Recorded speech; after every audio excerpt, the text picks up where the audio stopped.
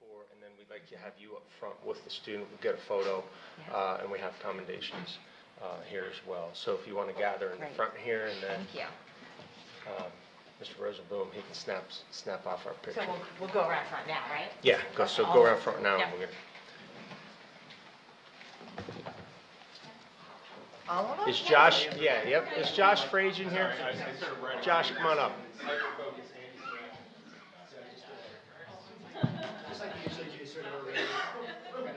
So Josh is just for everybody, Josh is a business student.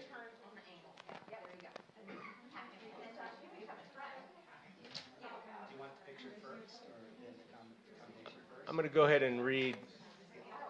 I'm going to shush you here in a moment. Bob, why don't you read it first? I will. So Josh is a student in our business program. Josh took first place in the Dream, Learn, Pitch entrepreneur competition for his business plan for software called Hold Up, which gives callers placed on hold 30 alternatives to elevator music. He is joined by his advisor, Bridget Chokas, and we'd like to congratulate both of them on his winning the competition and with his unique idea, and I wish I had those options. So congratulations, Josh.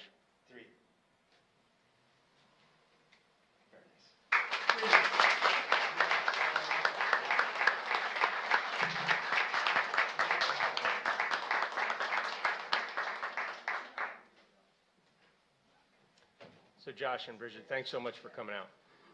Next, I'd like to congratulate the State High girls. We're going to do girls and boys track team. So I'll go ahead and read everybody off, and when I read your name, come on up. So first, the girls 4x800 relay team, state champions. The members are with us: Grace Morningstar, Chloe Poindexter, Natalie Konkoski, and Marley Kwasnika. So please come up. Next, yep.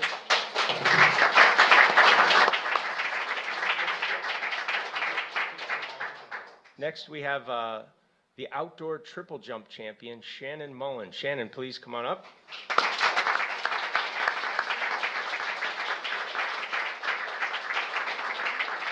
And they are joined by their coaches, Jennifer Evans and Rebecca Donahue. So how about we get the photo with the girls first?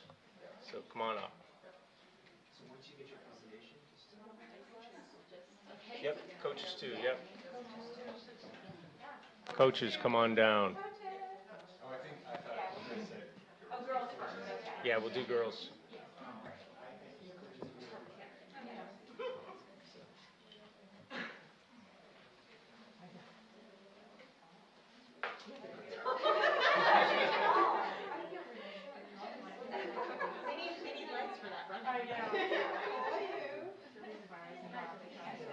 Hey, Jen. okay. Ready?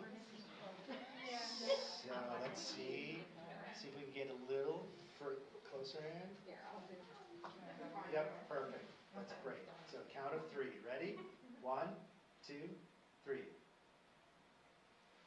Excellent.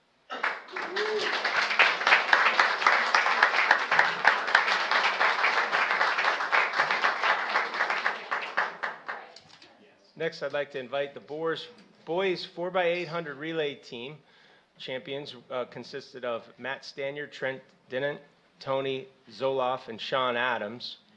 And that was I believe that's the indoor team, is that correct? Yeah, that's correct. And then the outdoor team, we have 2 champions here. The outdoor team champs, which was recent, Sean Adams, Matt Stanyard, Nick Slough, and Trent Dinant. Please come forward, and Coach Artie Giltz.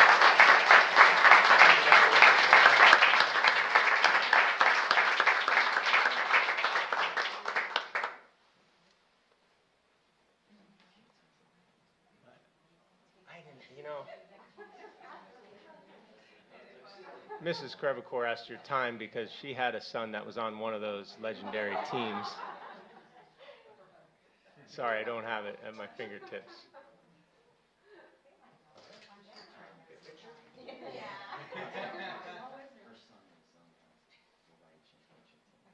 That you ousted. Guys right in front. Yeah. Stand in between. Yep. Congrats. Nice. Now. I know. You're good. No, you're good. Nice. Nice, very good, you're good. You're great. Ready? Count of three. 1, 2, 3. Excellent. Thank you.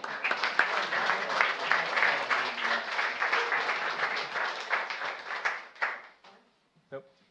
That's all the commendations on the front. Congratulations, everybody, and thanks for coming out.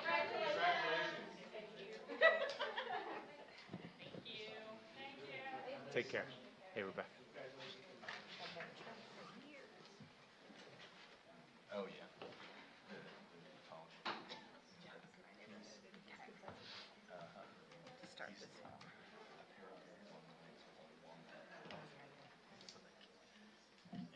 That's awesome. Bravo.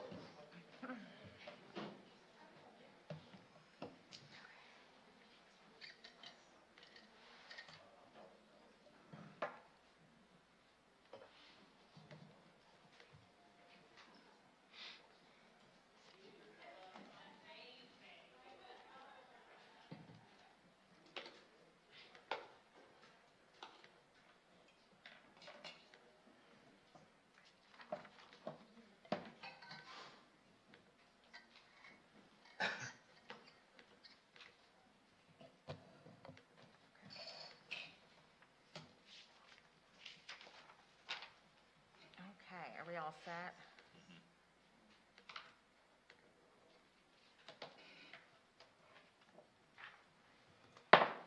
I'd like to call to order the June 6th, 2022 regular board meeting of the State College Area School District Board of Directors. If everyone could please join me in the Pledge of Allegiance. I pledge allegiance to the flag of the United States of America and to the republic for which it stands, one nation, under God, indivisible, with liberty and justice for all.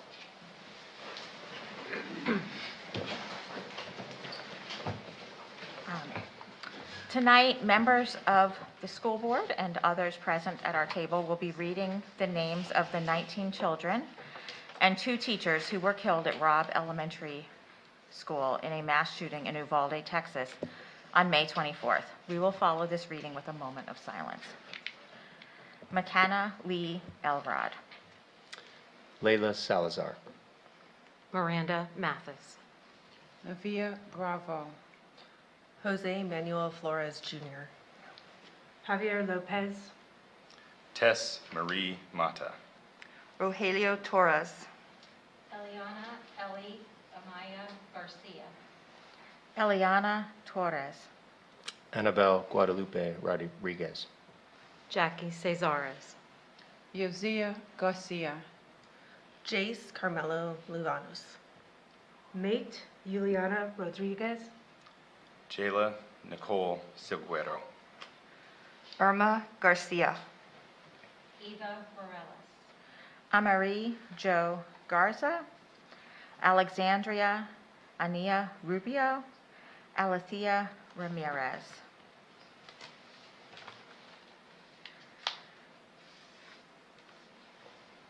Laurel, then you wanted to speak? You're on mute. In addition, there were 17 students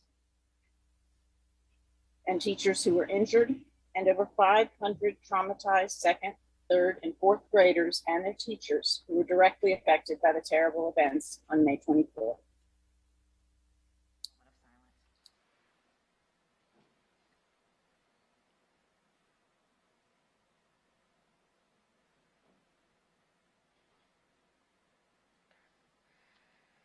Okay, at this time, I'd like to welcome all of you who are joining us in person this evening, and those of you who are viewing remotely. I'd like to announce the board held an executive session May 16th regarding personnel, and prior to this meeting regarding personnel, legal, and school safety. Board members with an agenda before you, are there any changes to the agenda? Yes. Laurel? Thank you. Could we pull out R and S from the routine approvals, please?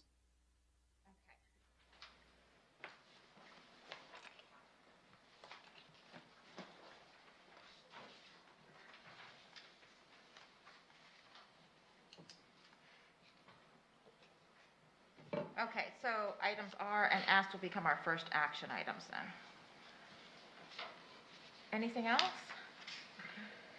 All right, then at this time, Dr. O'Donnell will review some of the housekeeping related to our hybrid format. Thank you, Amber. For our audience this evening, 30 minutes will be provided at the beginning of the meeting for public comment for items related to board business that are not on the action items portion of the agenda. If additional time is necessary, the board may consider reopening public comment after board business is completed or during the next meeting. Each individual will be limited to comments of up to 3 minutes as time permits for items related to board business that are not on the action items portion of the agenda. For action items, public comment will be held just prior to voting on that item as required by school code. This approach allows for comments to be informed by the presentation of board's conversation with the respective item. Since this is a public meeting, we will not permit remarks regarding individual students. If you'd like to share something with our board about individual students, please use email them. During the meeting, the IT help desk is available if those viewing remotely encounter technical difficulties. You may email itsupport@scasd.org or give them a call at 814-231-7743. Thank you. Okay, thank you, Dr. O'Donnell. At this time, I will be calling on our board secretary for a roll call of board members. Dr. Anderson. Here. Dr. Bader. Here. Ms. Brand. Here. Dr. Buck. Here. Ms. Concepcion. Here. Dr. Crevecoeur. Here. Ms. Huff. Here. Ms. Zidney. Here.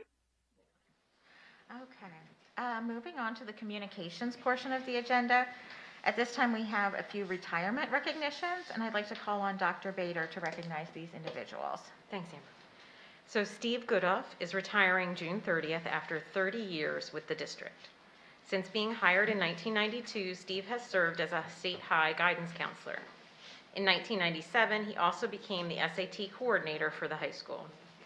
Fellow counselor David Eckberg praised his colleague, saying, quote, "Steve has been a pillar of strength for the school counseling office during his tenure. During recent years filled with both change and challenge, he helped provide the stability that allowed our office to meet the needs of our students. He has been a mentor, a coach, and dedicated colleague. From those who have had the pleasure of working with him, words cannot express the level of positive impact he has made in the lives of so many. The board thanks Steve for his service and wishes him the best in retirement." Roy Schafer is retiring this month after 29 years with the district. Since starting in 1993, Roy has been an elementary instrumental music teacher, working with students at Fairmount Avenue, Park Forest, Coral Street, Grays Woods, and Mount Nittany. District K-12 music coordinator Molly McInich commended Roy for his stellar and impactful career, saying, quote, "Congratulations to Roy Schafer for 29 years of music teaching in the State College Area School District. Roy has been instrumental as an elementary band teacher, his bailiwick, and also as an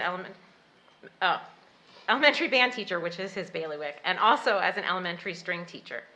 He has remained steady throughout the renovations to the addition of the elementary buildings across the district. Roy has been a great force in encouraging all students to participate in instrumental music by making adaptations and modifications to instruments, equipment, and instruction as needed.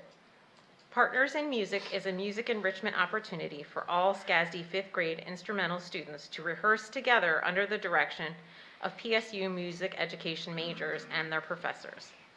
This collaborative program was created and piloted by Roy and PSU's Dr. Linda Thornton in 2006. Roy is passionate about instrumental music and is always willing to help his colleagues. We will miss him. The board thanks Roy for his service and wishes him the best in retirement." Okay, thank you. And all three of my kids had Roy Schafer as a music teacher, and I can attest to how passionate he is about his work and the value also of the Partners in Music program. It's an amazing opportunity. At this time, I'd like to call on Dr. O'Donnell for the superintendent update. Thank you. So we had some commendations prior to the meeting of students involved in some different things, including an entrepreneur competition, track and field state level champions as well. So we appreciate them for coming out. The only other item I had for you was a relationship to a SEAL update, our before and after school programs shifting to a lottery because of the demand exceeding capacity. And I'll ask Randy Brown to come up and field any of your questions. So to help our community understand where we are and what we're striving to do, I believe the notes that were developed will be pasted or attached to your agenda. So the lottery, for next year, we have a limited number of seats due to really staffing levels has been our problem this year. And the capacity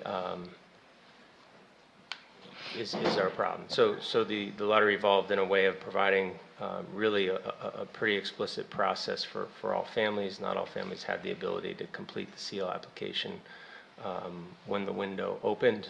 I'm not sure, Randy, what that piece means in regard to the lottery. So a lot of families were, in previous years, the window would open at 10 o'clock on a Right. Monday, on a specific day. And last year, all the applications that we filled up within a matter of 7 minutes.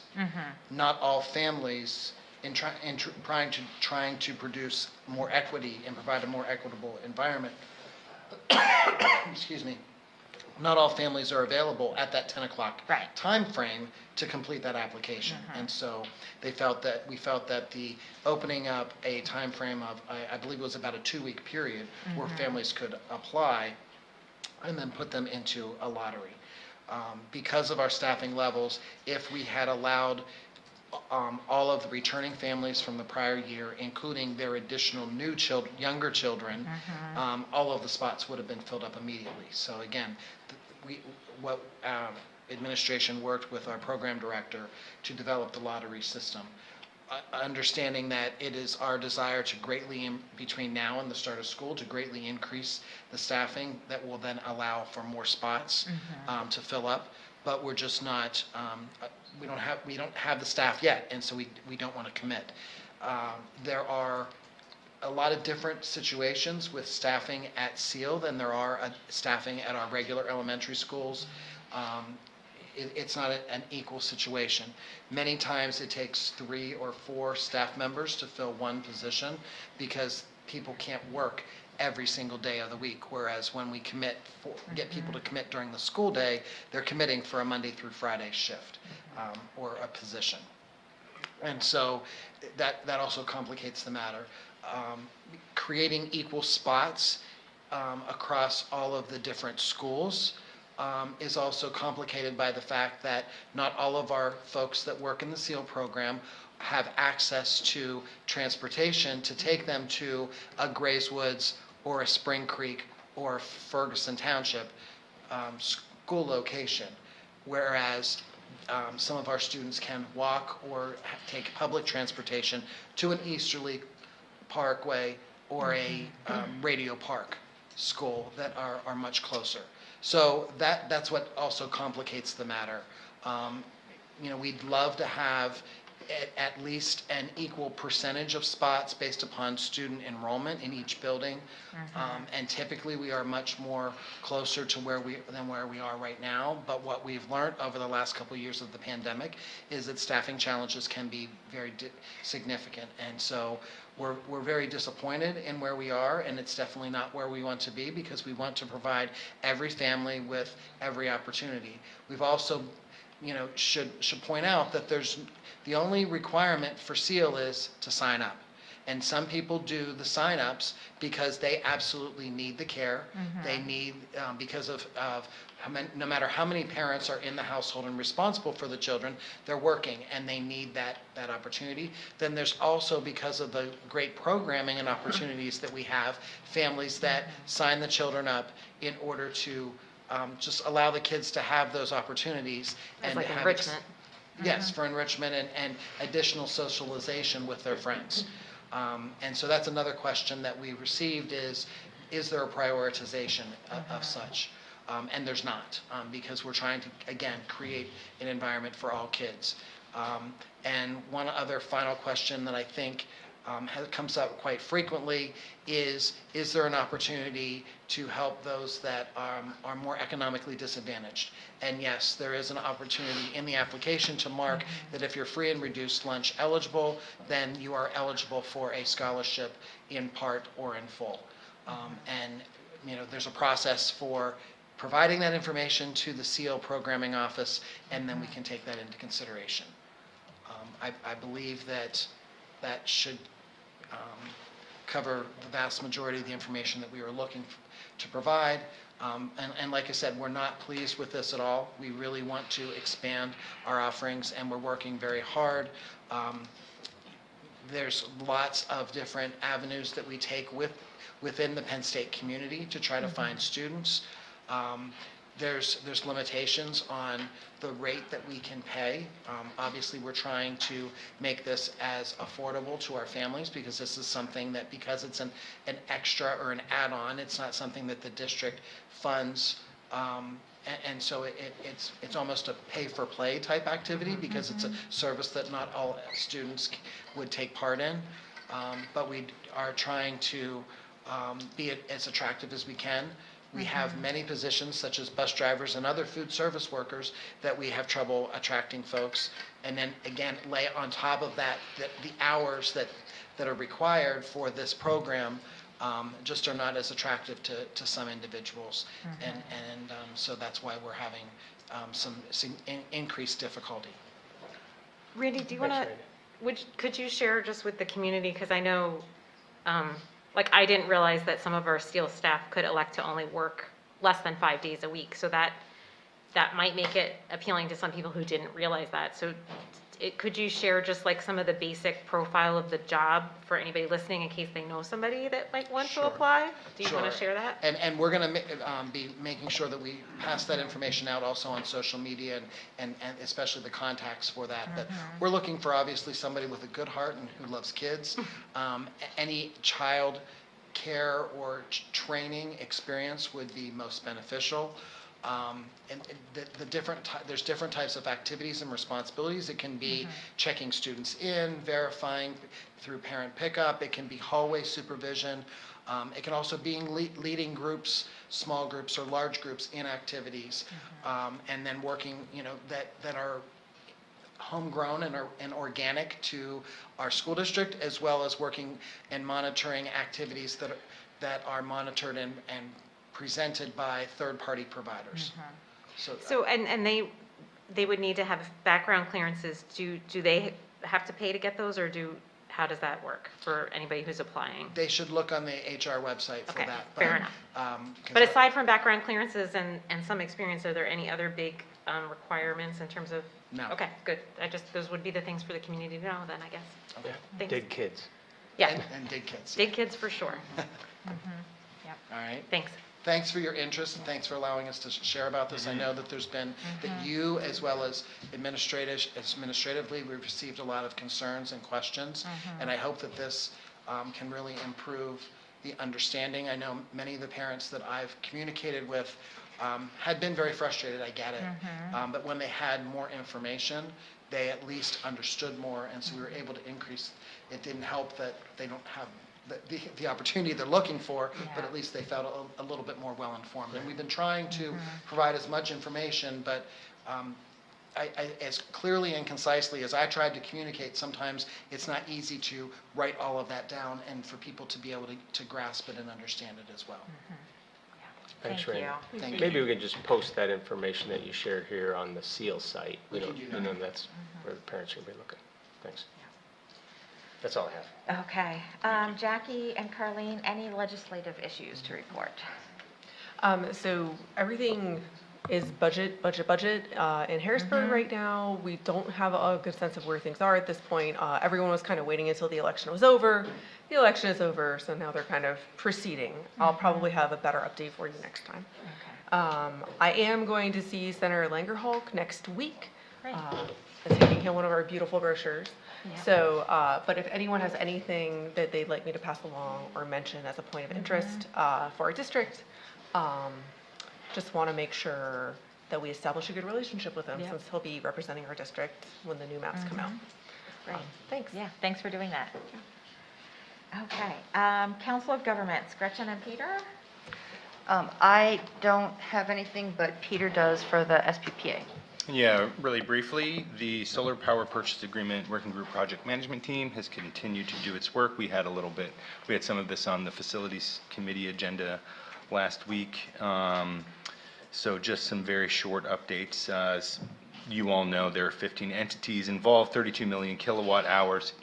Half Moon Township had initially voted not to participate and provide an electricity range to include, they have now voted yes, and to consider 50 to 90% of their purchased electricity through the solar power purchase agreement. Just so that members of the public know, there has not actually been a solar power purchase agreement signed yet. This is in the stages of determining its scope and scale. We are working on the request for proposals. It has been drafted, and we need to basically figure out what all of the criteria will be that will go into it, and make sure that it meets all of the legal requirements for the Center Area Transportation Authority, because they have many because of all of their federal funding. So it's moving along, and as always, thank you, Randy Brown, for making sure that we get our work done each week. Thank you. Any questions on that? I did have an update from, in regard to the discussion we've been having around communicating on safe storage of firearms. As many of you know, we had, this was an item on our agenda for the CCL committee this past week. And then after that meeting, which many of us had attended, we did meet with community members who are interested in this topic from the Every Town for Gun Safety and Be Smart initiative related to providing very specific information about what safe storage of firearms looks like in a home with children. And we listened to a presentation from students who are working on this issue with a national group, Students Demand Action, and the Be Smart initiative, who are proposing that the district provide information to all parents, perhaps at the beginning of each school year, on what safe storage of firearms entails and why it's important. We had this most recent meeting, we had representatives from local police departments, a couple of the county commissioners were there, 2 superintendents from other school districts in the county. County coroner. County coroner was there because it's an issue that impacts his work, certainly. And there was broad agreement among all of these individuals, as well as others who have signed on to petitions or provided letters of recommendation to the district, including the county sheriff on this issue, that we be providing information to families, or that there needs to be, in any case, a community effort to provide information on what safe storage looks like and how to make sure kids are safe from accidental. Like, for example, the availability of free gun locks from all our local police departments with no questions asked, just handed out. So making that kind of information available to our community in regards to safety around children.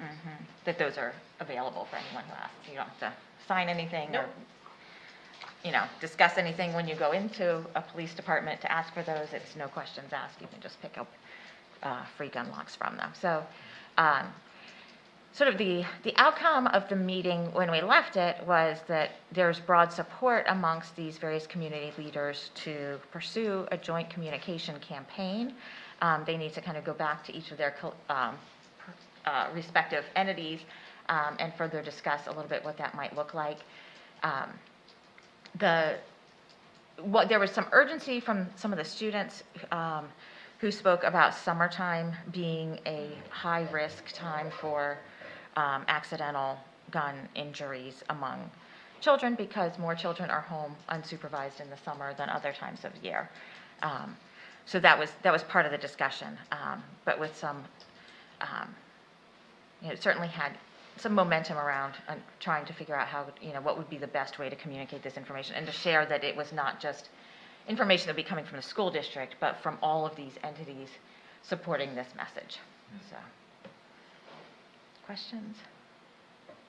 So we talked about having another meeting later this summer regarding that, whether there'll be earlier conversations or not, certain just yet.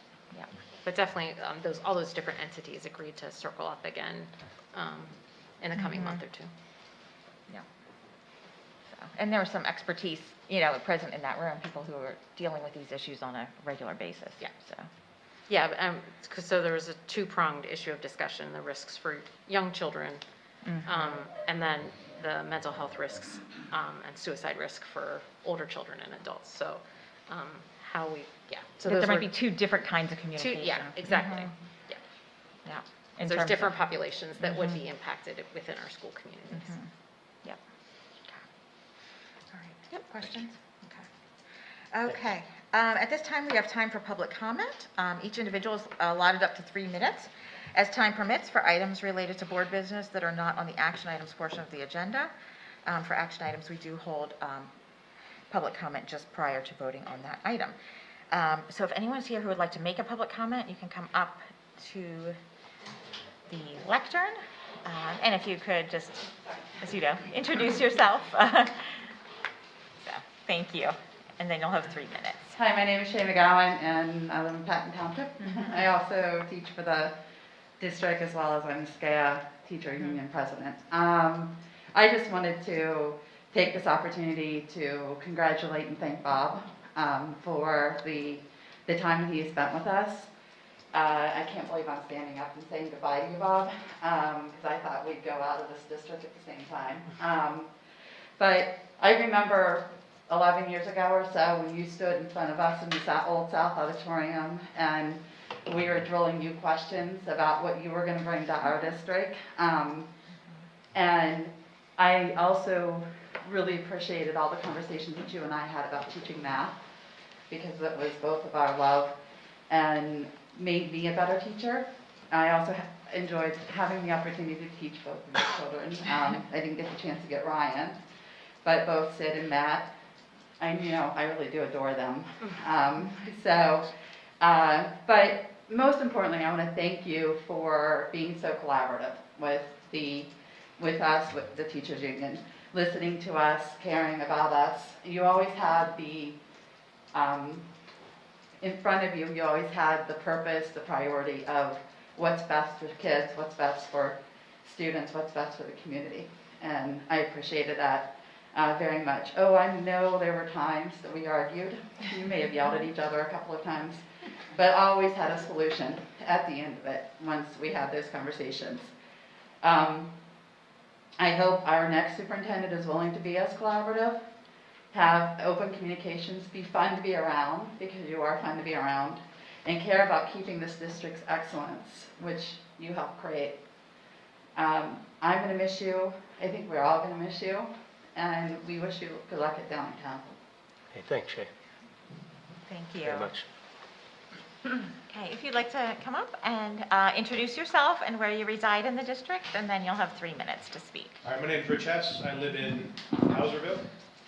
All right, I'm here this evening to talk about my 3 daughters. My three daughters, 2 of them have been in school for a couple years now, and they have a love of learning. They love school, love seeing their friends. And my youngest started kindergarten this year. She was nothing but excited. So roll back to the start of the year and masks. My girls do not like the masks. We do not like the masks. We gave them the option. They chose to come to school because they enjoy it. They missed it from the past couple years, so they came to school, they wore the masks. Every day, either in the morning or getting off the bus in the afternoon. Somebody was crying. They didn't want to go to school the next day. Or in the morning, they didn't want to go to school that day because of the masks. They didn't like them. So you essentially took the joy of learning from my children. They loved it. But this year was not that. It ripped my heart out to see my girls behave that way and have to deal with that on a daily basis. And then after weeks of putting my daughters through this, the mask went away. Overnight, their smiles were back. Their joy to coming to school was back. They got to see their friends. They got to meet their friends for the first time because they didn't see their faces. So, and then it was fine for the remainder of the spring. And then the last 4 days of school, Friday before Memorial Day, my daughter came off the bus in tears, crying, because masks were back. Because somewhere some dot changed from green to yellow or red or whatever. She cried. So again, we gave our daughters a choice. What do you want to do? Do you want to wear a mask and go to school the last week? Or do you want to miss your last week of school? So we empower our children to make decisions within reason. 2 of them, my 2 oldest, that you've met, all of them actually, said, no, we don't want to wear masks. We're not going to go back to school. We don't like them. My youngest daughter spent her Memorial Day weekend crying. Do I want to go to school and wear a mask? Or do I want to stay home and miss my friends, miss the activities? So pretty much that was her weekend. She's stressed the whole weekend about if she was going to wear her mask or not. In the end, she chose not to. So my girls did not go to school the last week. Come around the last day of school, that dot changed colors again, and overnight it was all fine. So they got to enjoy their last day of school. When you make these decisions, you're thinking about the lowest risk category of individuals. What about their mental state, their emotional state? How does it affect learning? What repercussions will this have 3, 4, 5 years down the road? What are we teaching our children? If you want something, like sets a bad precedent. Watch the timer run down, so I'm running out of time here. And just one side note, my wife's going to pick up right and leave off. The safe storage thing, let's talk about gun safety education. My storage is That's not what we're your talking concern. about. Yeah. Yes, and I'm just saying, I ran out of time. My storage isn't your concern. Gun safety education. Bring back ADU. Teach the kids, not just indoctrinate them against them, teach them the safe way to use them. Teach them about it. Take away the wonder. My girls, they know how to use them. They have free access. If they want to see them, clean them. Okay, There's thanks. only a few Not all times it cleans families up. are going to have, yeah, so. Okay, thank you. Yeah, I mean, the discussion around safe storage is not about whether or not somebody should have guns or whether their children Well, no, I'm should saying this have. is indoctrination I'm not a big fan of. Like, I'm sure it's Oh, no, up there. yeah, this is not in regard to indoctrination in any way around guns, pro or anti. It's about ensuring that folks understand how to store them safely when they have children in their home. I think his point Thank you. is, that's the adult's issue. My 7-year-old shouldn't come home and be worried that her friend Sally's guns at home are stored. I think No, that's this the is not reason about why. communicating with children. It's about communicating with adults. Mhm. So my name is Tyann Hess. Like he said, we have 3 children that attend your school district. They're very empowered little girls. I'm not going to say that they get it from me. I'm not going to say they get it from him. But they get it from the people that they're around. They get it from their teachers. Do you think they wanted to give up those last 3, 4 days? My 4th grader gave up a presentation. She was worried about that. My 7-year-old's worried about seeing her friends. I know the school year's over, but it really hit me though that last week. The last 4 days you're going to rip a graduation from my kindergartner? That's a big deal when you're in kindergarten. If it wasn't, we wouldn't do it.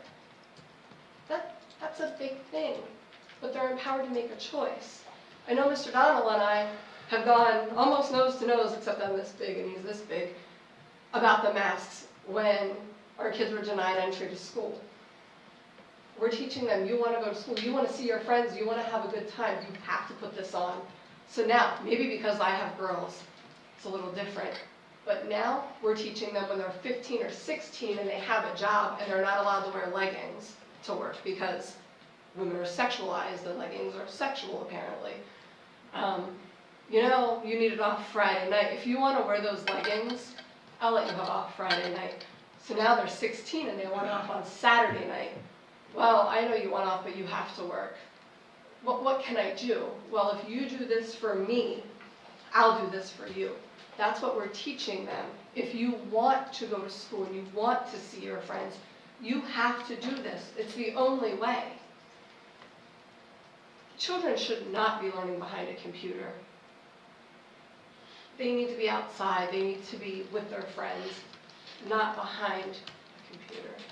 But we pulled them out last year from a different school district over the masks because while it may not hurt them to wear, you have a mask on and you could harm my child and they couldn't identify you. They wouldn't be able to tell me if Mr. Donald had facial hair behind his mask or not if he hurt them and he didn't know them. And we keep our schools as safe as we can with all the checks and balances from volunteers that come in and the employees that work there. But what about another student? What about a high school, a senior that's going after a 9th grader? We don't think about how we're victimizing ourselves, especially women, and sadly you don't see it. And maybe until you're a victim, then you might see it. And covering our faces is doing that to our children. Thanks for your comments. Is anyone Thank else you. here to make a public comment? Okay. All right, then we'll move on. Is there anybody on Zoom? Oh, I'm sorry, you're right. Yeah. Yes, I see Lynette Brooks. I see your hand raised. If you'd like to unmute yourself and introduce yourself, and then you'll have 3 minutes to speak. Hi, my name is Lynette Brooks. Ooh, I have a hamster picture apparently, because I guess my kids were using my Zoom. I'm so sorry. This is Brownie, our hamster. He lives with us in Pennsylvania Furnace, PA, which is in Ferguson Township. So sorry about that. That's rather embarrassing. No, she's really cute. Thank you. I am speaking today about SCASDA's after school clubs, and specifically about the clubs in the middle school and the high school. These clubs are advertised to students in yearbooks, on announcements. They are seen in the homecoming parade. And lately there has been something of a dust up with the ice hockey club, which is considered a sports club at SCASDA. And that club decided to exclude girls from the co-ed hockey team. And in the process of talking to Scott Etter, who is the SCASDA attorney, and talking to, I called the superintendent's office and talked to Curtis Johnson. And unfortunately, I'm on Zoom, so I don't know if he is there and can speak to this or not. I heard from both those individuals that SCASDA is not responsible for maintaining my children's rights, my children's Title IX rights, my children's rights not to be excluded due to race or religion or sexual orientation, so LGBTQ plus rights, my children's rights to, thank you for the clock, that helps, my children's rights to a free education.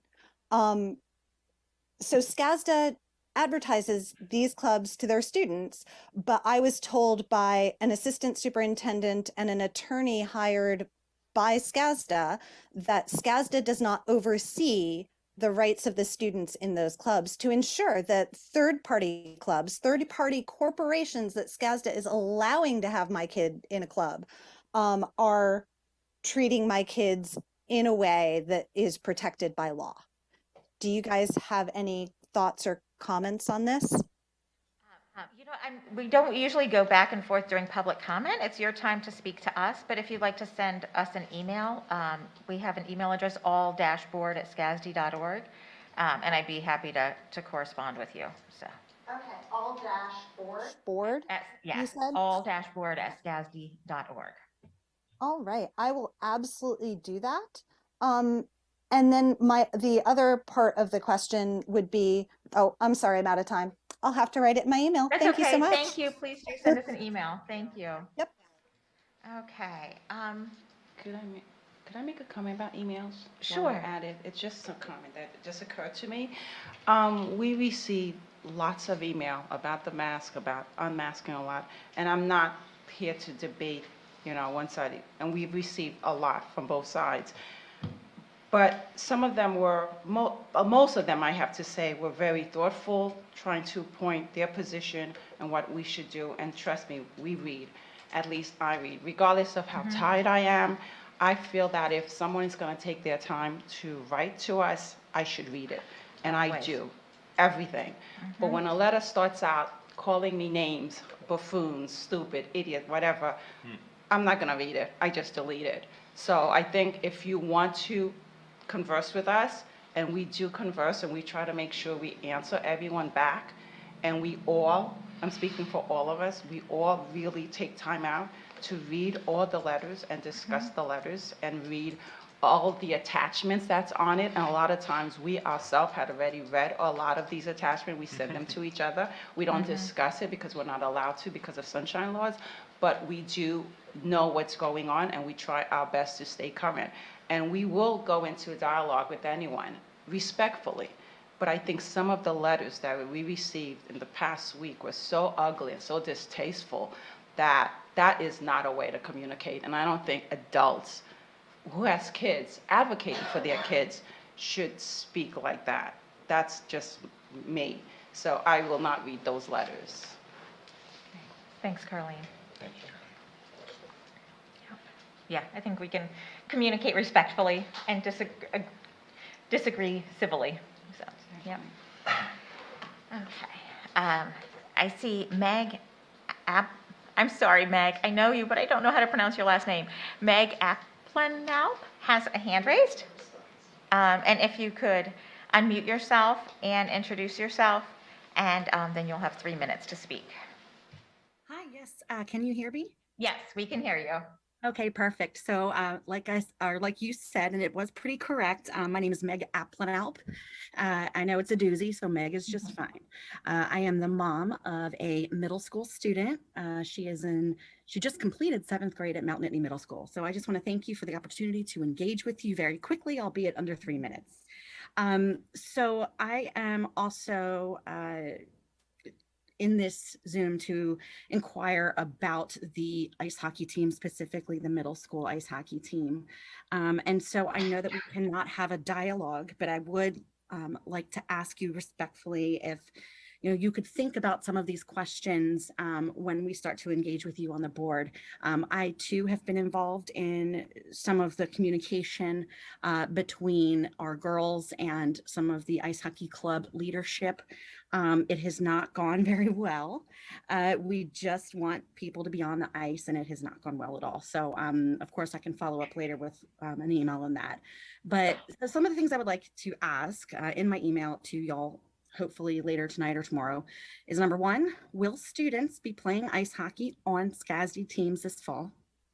Because we've been told otherwise by some of the leadership in the IHC, which runs this ice hockey club.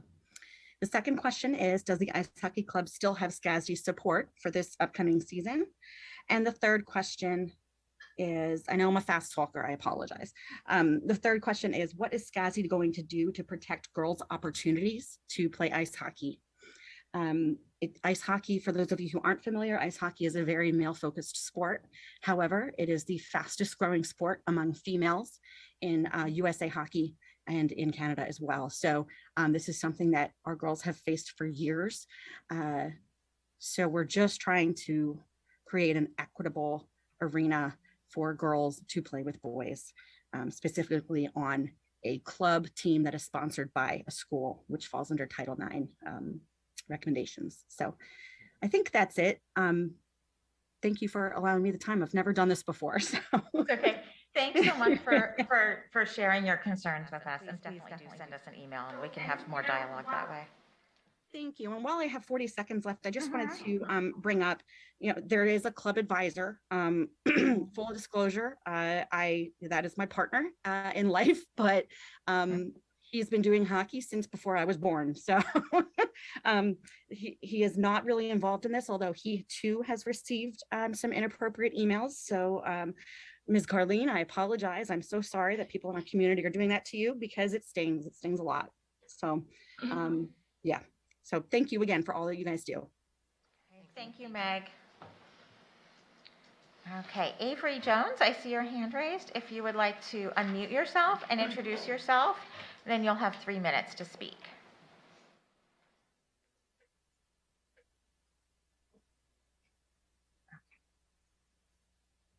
Avery Jones, are you still on? Yes, Oh, I there you are. apologize. Okay. Unmute. I'll start by introducing myself. My name is Avery Jones. I just finished my 11th grade year at State High. And I just wanted to start very quickly by thanking you very much for having this opportunity for public comment. And also apologize in advance if at any point my video cuts out. My Chromebook and Zoom do not always get along. So I'll try to keep this as quick as possible so that doesn't happen. I believe Scarcity as a community is very inclusive, especially in the policies that are written in the school board's handbook. I've reviewed some of the policies, specifically policies 250 and 250R. I was very impressed by the language and confirmations that those policies hold in determining that students will not face discrimination on the basis of gender identity and sexual orientation, specifically transgender and non-binary students. I think that policies such as these really outline what we intend to have for our school, which is a very equitable environment. However, a lot of the time, that's not seen in our classrooms.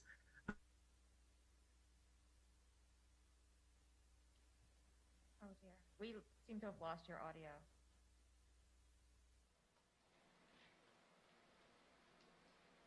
No, Avery, if you can hear us, we're not able to hear you. Staff for having a hard time with this. I know that there's a lot to keep track of, especially in these past couple of years. But at the same time, I don't think it's okay to be compromising on students' rights and the right to feel appreciated and respected at school. So I've written a proposal that would outline some changes to Synergy as it currently is. I don't know if there are any plans to change platforms, but this could be adapted to match such changes. This would change the student info page to include a space for pronouns, a space that would be editable by students so that their pronouns, their names can show up on school rosters. I feel this way teachers would be able to much more easily connect names with pronouns and with faces so that teachers aren't having to worry about getting these things wrong and accidentally misgendering a student, while students will be able to feel respected at school.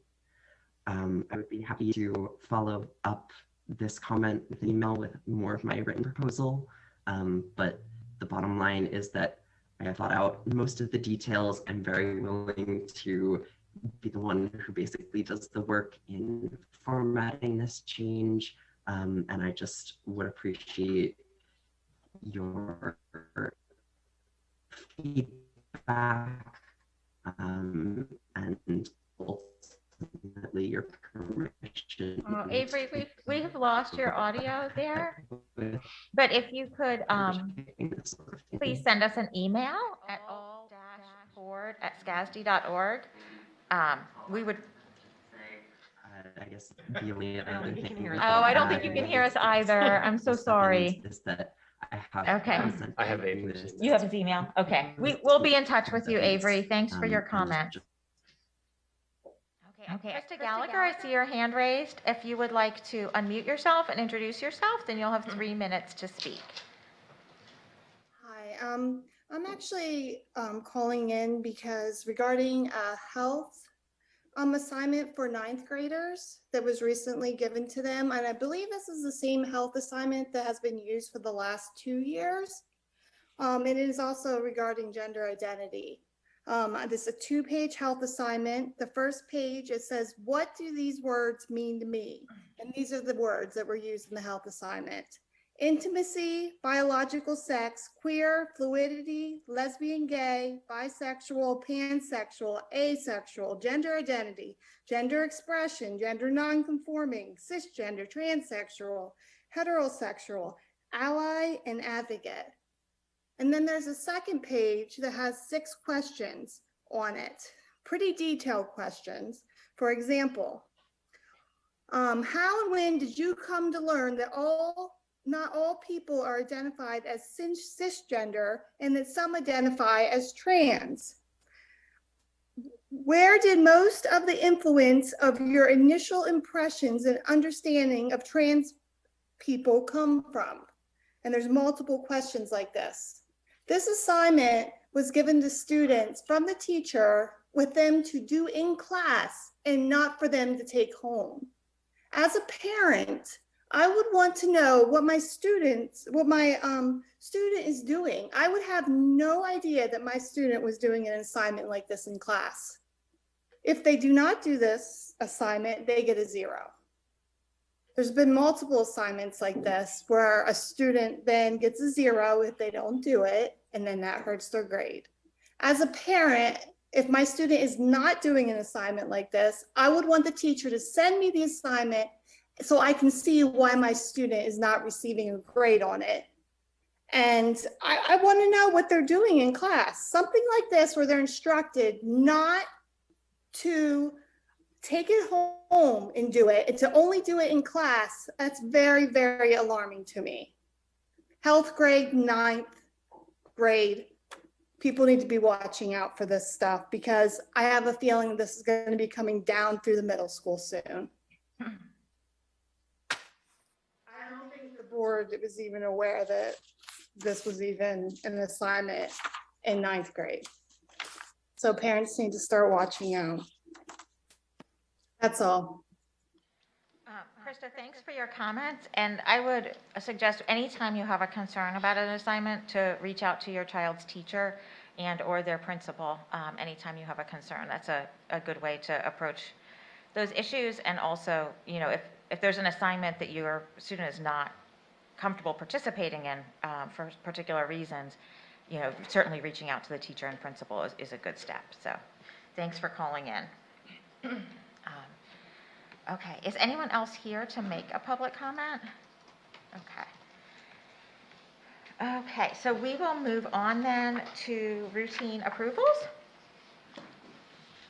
Okay, I would like a motion to approve the routine approval listing as presented on the agenda with the exception of items R and S.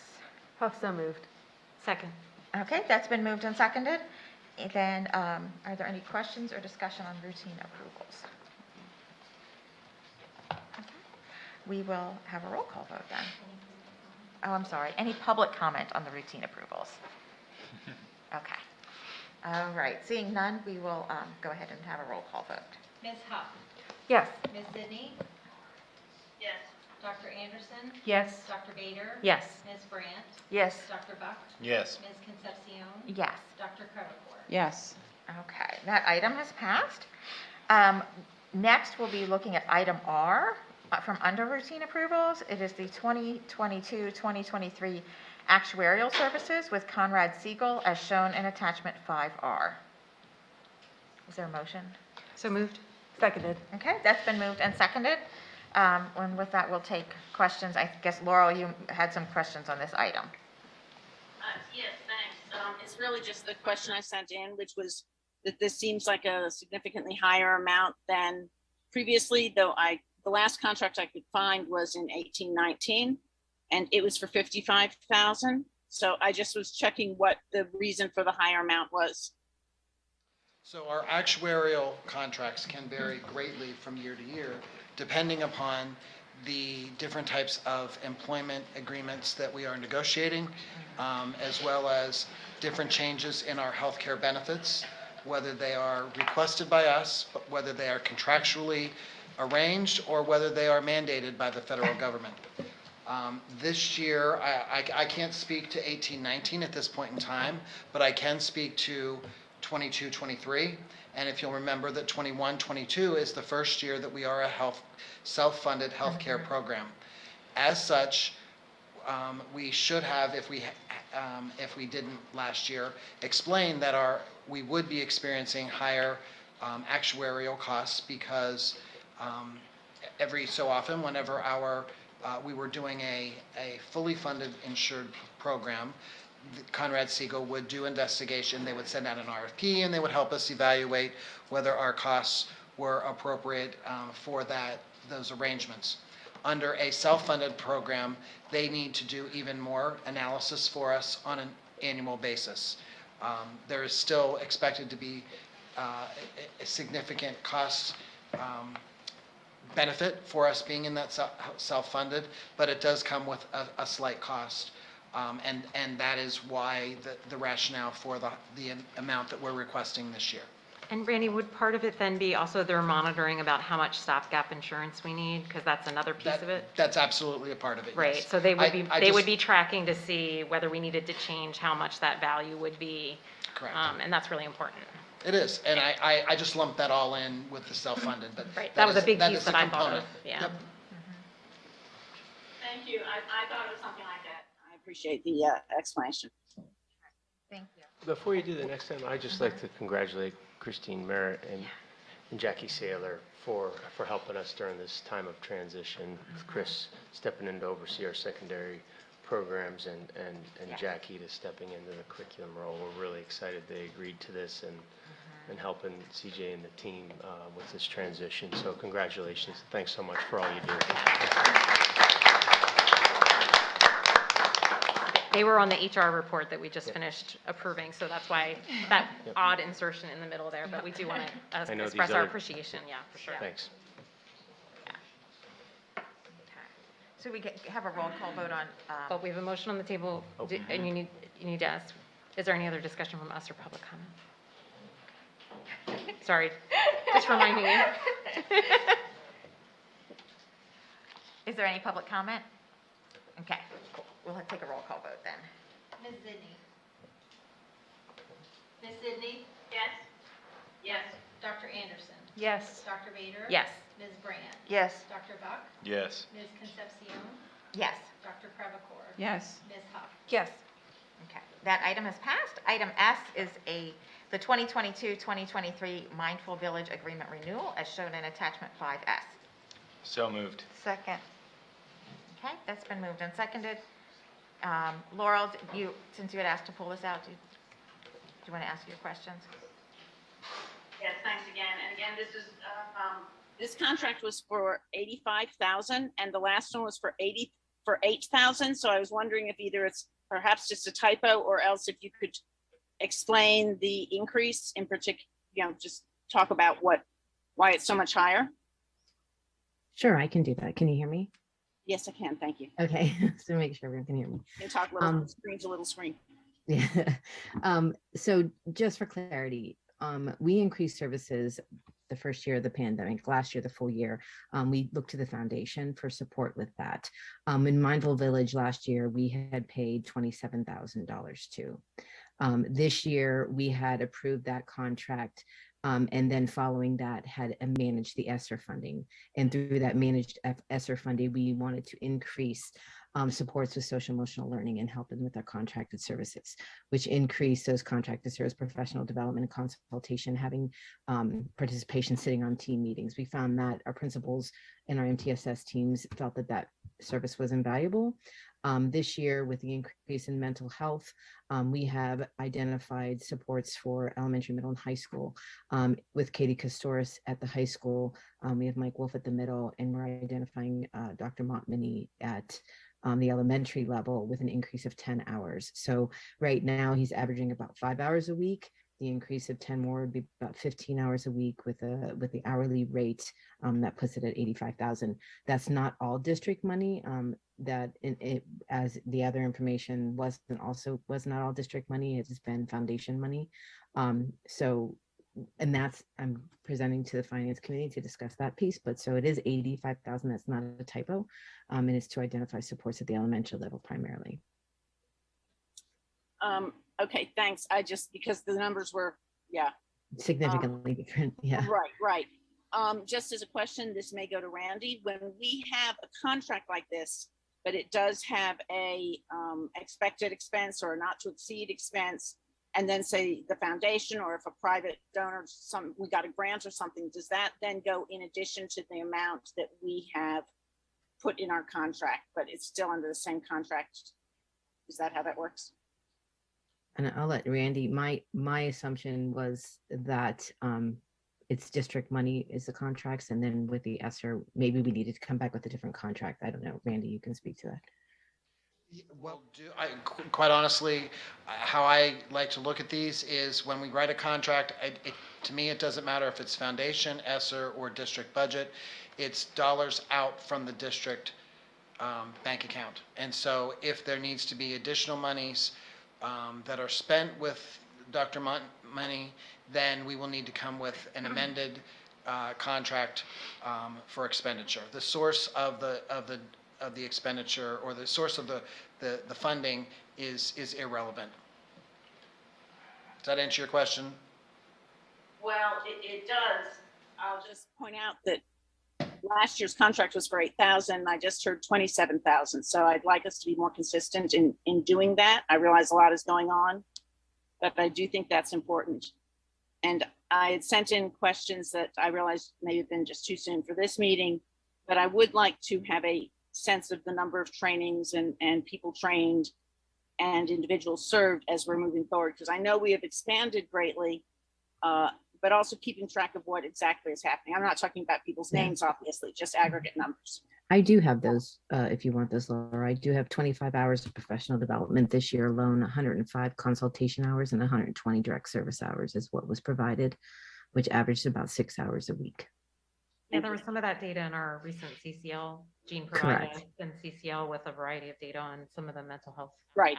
There was a lot in there. So thank you very much. I appreciate the explanations. And it may be that finance or someplace else we can talk about how to make sure that if additional funds come in, we just are aware of that, if depending on how Randy is viewing it.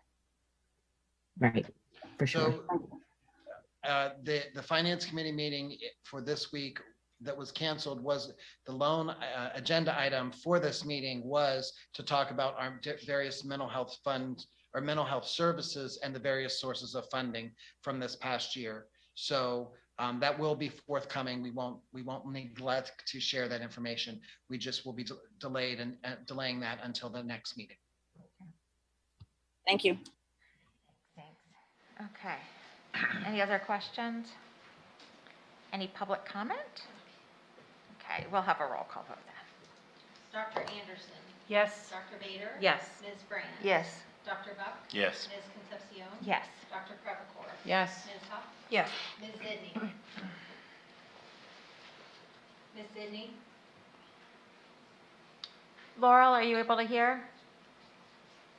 Oh, she says yes. Okay. Okay. Then moving on to action items. Yeah. Okay. We'll have a motion to approve the agreement with the American Federation of State, County, and Municipal Employees, or AFSCME. This is shown in attachment 6A. I will gladly so move. Second. Okay, that's been moved and seconded. Any questions or discussion? I would just like to thank everyone who worked on this process. It sounds like it was a really productive negotiations process with this bargaining unit.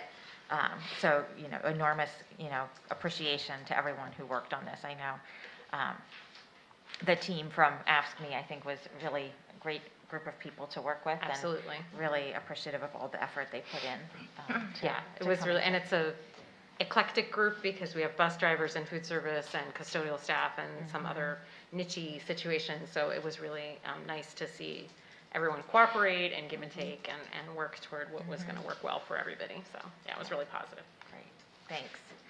Yeah, and thank you to Randy and Linda for all the time you put in as well, and our board team that worked on this as well.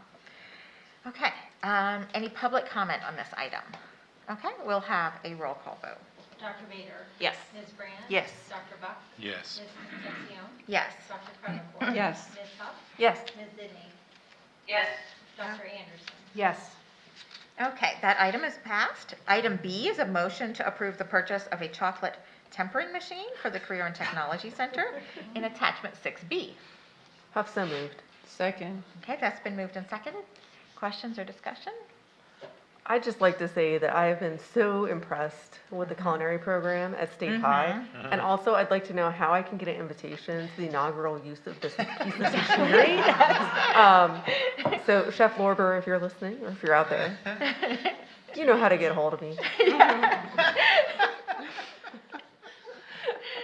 Wow. But in all seriousness, I'm really excited for them. Yeah. Yes.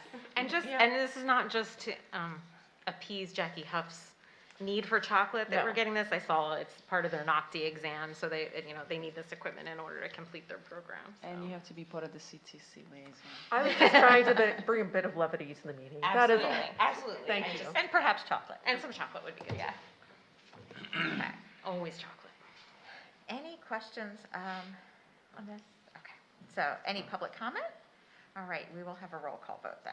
Ms. Brand. Yes. Dr. Buck. Yes. Ms. Concepcion. Yes. Dr. Crevecore. Yes. Ms. Huff. Yes. Ms. Zidney. Yes.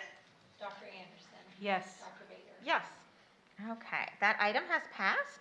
Item C is the approval of a purchase of a tilting skillet for the Mount Nittany Middle School as shown in attachment 6C. So moved. Second. Okay, that's been moved and seconded.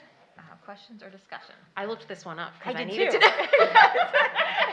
I needed to know what a tilting skillet is. So if you're not looking for sweet and you need savory, then you'll go to Mount Nittany for the tilting skillet. For I'm excited about braising this, too. and frying and all kinds of good things. Yeah. And it looks like the price they got was a pretty good deal because the going rate is a little bit higher than this. Yep. Yeah, I was not familiar with the tilting skillet. Me neither. before. Yeah. Laurel? My only question was that I thought that we had talked about most of the cooking being moved to the high school facility. And so I was wondering, are there still meals being prepared at the middle schools or at some of our other schools? And is that the reason why? This is something that you can really use for warming and reheating large quantities. Oh, So, okay. At the middle level, we do prepare food. At the district kitchen serves the elementary schools.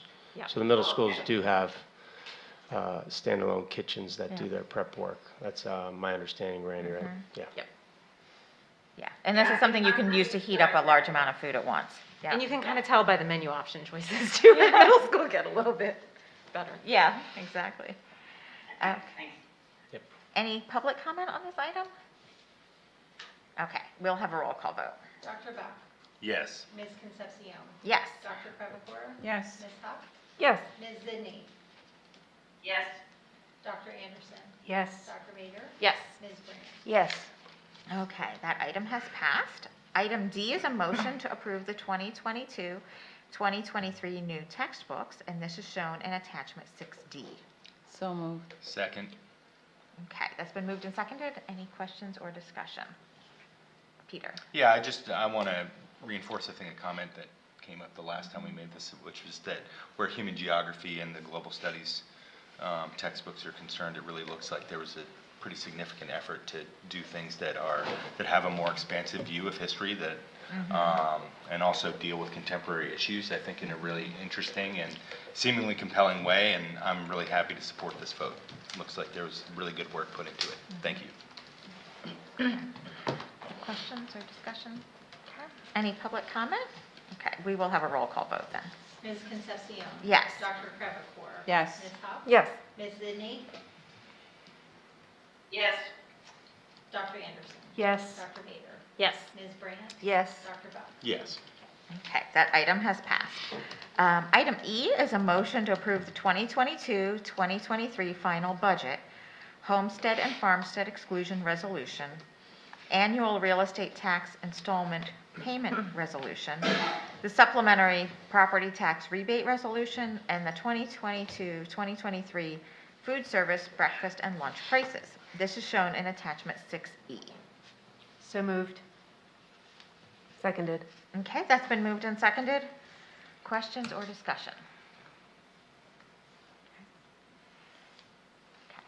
Okay. I think we haven't really discussed the supplemental property tax rebate extensively this budget cycle. It's but just as a note of information, it's something the district had put in place after the referendum passed in order to provide a bit of tax relief for those who qualify under the Pennsylvania provisions for property tax relief. Yeah, so we use the same criteria, and we've. It seems like it's a program that's been well utilized. So. Yeah, I'm not asking for a presentation. I just thought it was worth. I'm not since we planning to put it give in. you one, Yeah. but to me, this is why we spend so much time on. And we have combined Yep. these into one action item, but there is a lot of very important work that you all are Exactly. doing with this action item. And thank you for all that you've done. Thank you. Thank you, Randy. This is a year of work. Well, and I cannot go without talking about Donna Watson Yeah. and the staff. Yes. And we've had an incredible turnover this year, but we have an incredible staff, and we couldn't do that work without them. Yeah. Thank you. Thank you, Donna, and thank you to Donna Reinhardt as well, who's not here this evening, but thank you. I know this is the culmination of, a whole year of work. So, okay. Is there any public comment on this item? Okay, we'll have a roll call vote then. Dr. Crevecoeur. Yes. Ms. Huff. Yes. Ms. Zidney, Yes. Dr. Anderson. Yes. Dr. Bader. Yes. Ms. Brandt. Yes. Dr. Bach. Yes. Ms. Concepcion. Yes. Okay, that has passed. Thanks, Randy. Yeah, thank you. Item F is a motion to approve the 2022-2023 rate with Highmark Blue Shield for employee healthcare stop loss insurance. This is shown in attachment 6F. Huff, so moved. Okay. Second. Okay, that's been moved and seconded. Any questions or discussion on this item? Okay, we'll have a roll. Oh, I'm sorry, any public comment? Okay, we'll have a roll call vote. Ms. Huff. Yes. Ms. Zidney. Yes. Dr. Anderson. Yes. Dr. Bader. Yes. Ms. Brand. Yes. Dr. Buck. Yes. Ms. Concepcion. Yes. Dr. Crevecore. Yes. Okay. That has passed. Item G is a motion to approve an agreement with Adam Schwartz for the July 2022 Administrative Retreat Professional Development as shown in attachment 6G. So moved. Second. Okay, that's been moved and seconded. Questions or discussion? Yes, Peter. I just think, Adam Schwartz is such an interesting person, and Yeah. I think that I'm just really glad to see that this kind of like creative activity is going to Yeah. be engaged, because he just has such a wild imagination. Yeah. And good on you all for being like, let's go do Yeah. something with someone with a wild imagination. It's great. I think Chris Merritt deserves some appreciation for this one. Yep. Yes. Yeah, it's awesome. Yep. It really is. Yep. Yep. Work And he's does a not state always high have- alum as well. Yes, So, he is. yeah. Work doesn't always have to be work. It can be play is also, we say that about elementary children, right? Play is serious work. Okay. And she is an alumnus too, right? Yes, yep. Mm-hmm. Okay. Any public comment on this item? Okay, we'll have a roll call vote then. Ms. Zidney. Yes. Dr. Anderson. Yes. Dr. Bader. Yes. Ms. Brand. Yes. Dr. Buck. Yes. Ms. Concepcion. Yes. Dr. Crevecore. Yes. Ms. Huff. Yes. Okay, that item has passed. And item H is a motion to approve an agreement with Diane Hubona Coulter for instructional coaches and instructional technology coaches professional development as shown in attachment 6H. So moved. Seconded. Okay, that's been moved and seconded. Questions or discussion? All right, any public comment? All right, we will have a roll call vote then. Dr. Anderson. Yes. Dr. Bader. Yes. Ms. Brand. Yes. Dr. Buck. Yes. Ms. Concepcion. Yes. Dr. Crevecore. Yes. Ms. Huff. Yes. Ms. Zidney. Yes. Okay, that item has passed. Item I is a motion to approve the summer 2022 research ESL study with Ms. Zhao Yu, or Miranda Wang, PhD candidate, and Dr. Matt Honer, Professor of Education. This is shown in attachment 6I. So moved. Second. Okay, that's been moved and seconded. Questions or discussion on this item? Sounds like it was highly recommended by our administration to approve. Yeah, so. The only question I had was, it says IRB approval is pending, so I assume that our vote to approve this is depends Yes, on that the was going to IRB be added to the approval. memo, and I think it wasn't quite clarified. So yes, it was with the assumption of IRB approval. Okay. Yeah. Member, I can speak to that briefly. Great, thank you. So it is, if you look on the attachment, we did get from Penn State that we got Penn State's approval for it. I just didn't get to update the memo specifically. Oh, okay, thank you. Sorry about that, Jonathan. I didn't miss that. So, No, no problem. And I apologize if I didn't clarify it in the memo. No, that's okay. great. That's all Yeah, wrapped up. All good. Awesome. Thank you. Yep, so we're ready to go. Great. And Miranda's on the line if anyone has any questions. Okay. No, I'm just excited that we're dedicating attention to this group. It's great. Yeah, Miranda, thank you for your work on this. Peter? I think I should just probably say, in the spirit of full disclosure, I am an affiliate faculty in the College of Education, but I have no relationship with any of this material whatsoever. Sounds good. All right. Any public comment on this item? Okay, we'll have a roll call vote then. Who knows? Dr. Bader. Yes. Ms. Brand. Yes. Dr. Buck. Yes. Ms. Concepcion. Yes. Dr. Crevecore. Yes. Ms. Huff. Yes. Ms. Zidney. Yes. Dr. Anderson. Yes. Okay, that item has passed. Item J is a motion to approve policies 103, 103.1, and 103.2 related to Title IX, and this is shown in attachment 6J.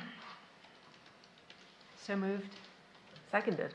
Okay, that's been moved and seconded. Questions or discussion on this?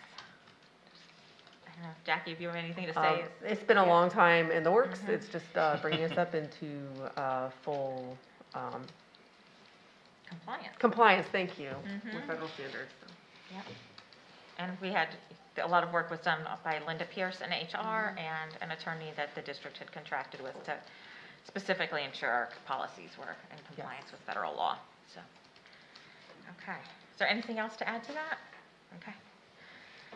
Any public comment on this? Okay, we'll have a roll call vote then. Ms. Brandt? Yes. Dr. Buck? Yes. Ms. Concepcion? Yes. Dr. Crevecore? Yes. Ms. Huff? Yes. Ms. Sidney? Yes.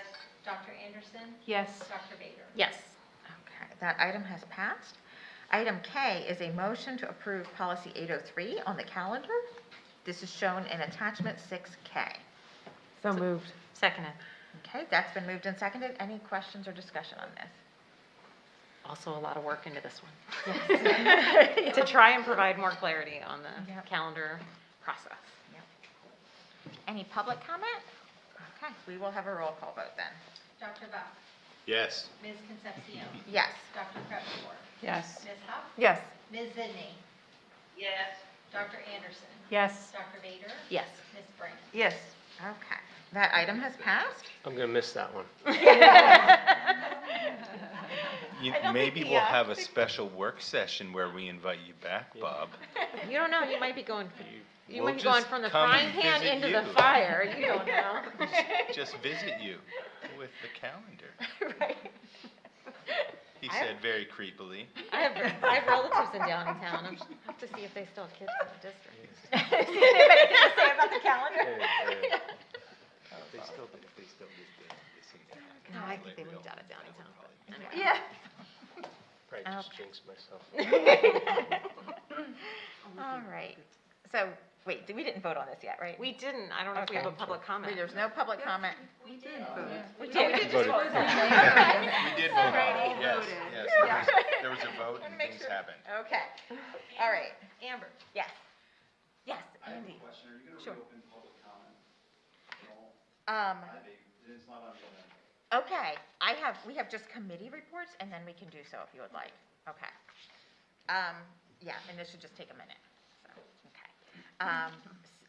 CCL committee, Dan is not here. Is anyone on CCL interested in giving the report on that? We did.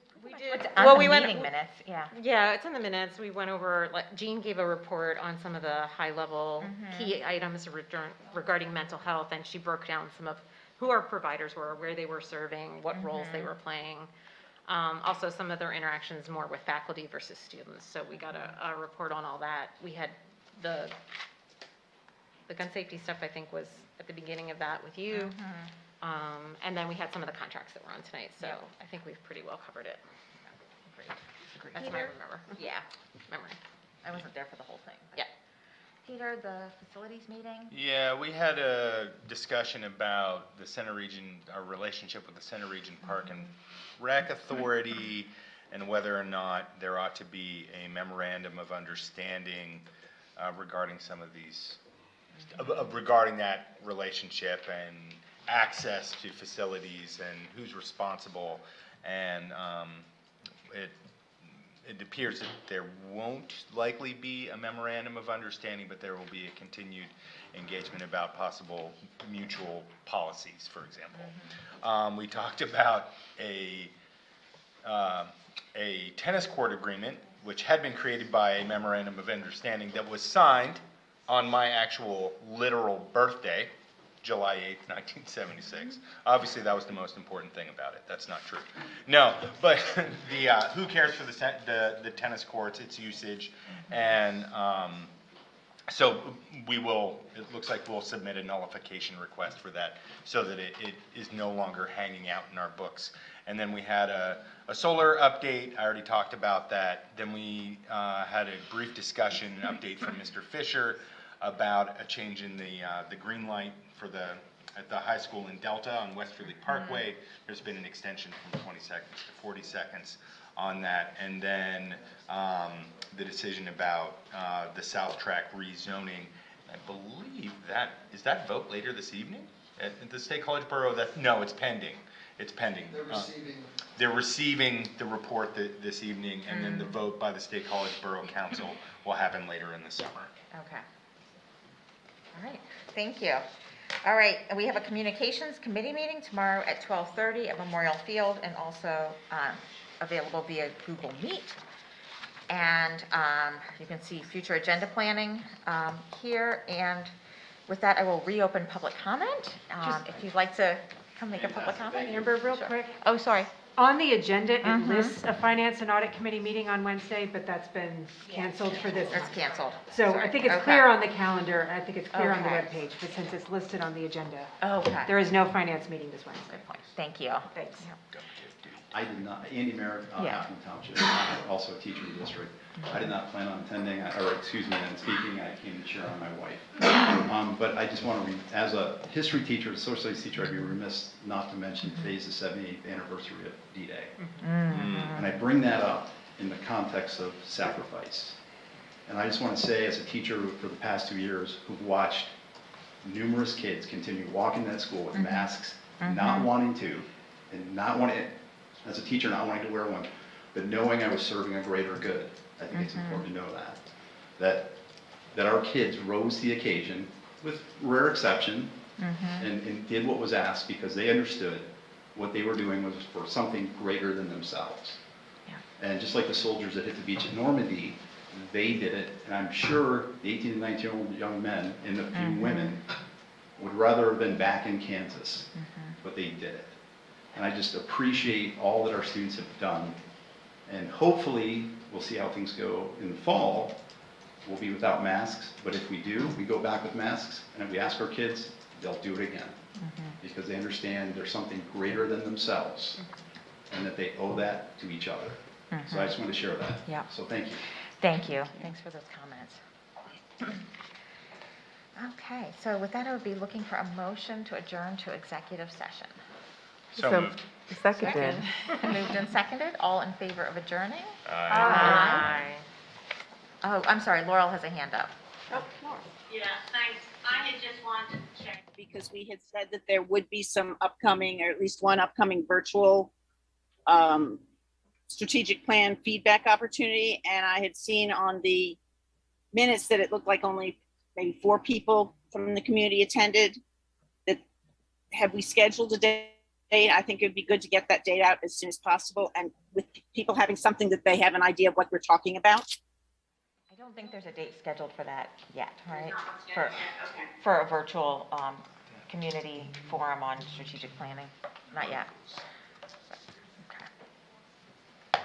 But, so noted. We can get it scheduled, we'll send it out along with materials, so, because I think it's hard for people to commit to anything, especially if they have no idea what they'll be talking about, so. Okay, so we do adjourn, and I didn't say we were adjourning, but there we are. We are adjourned.